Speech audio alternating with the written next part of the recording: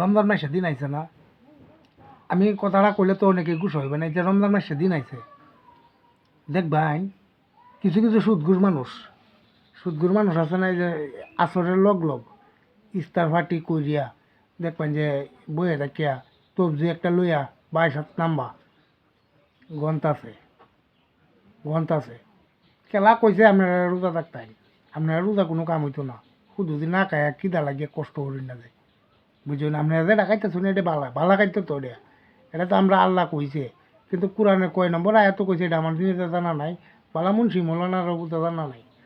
তে গু খাইতে না শুদ্ধ হয়ে গু আছে না, আগে যে মানুষ এটা গাঞ্জে মিয়া সুদ ঘুরে মেয়ে দেশটা মেয়ে বুঝেছে কি আসানো কি বিষয়।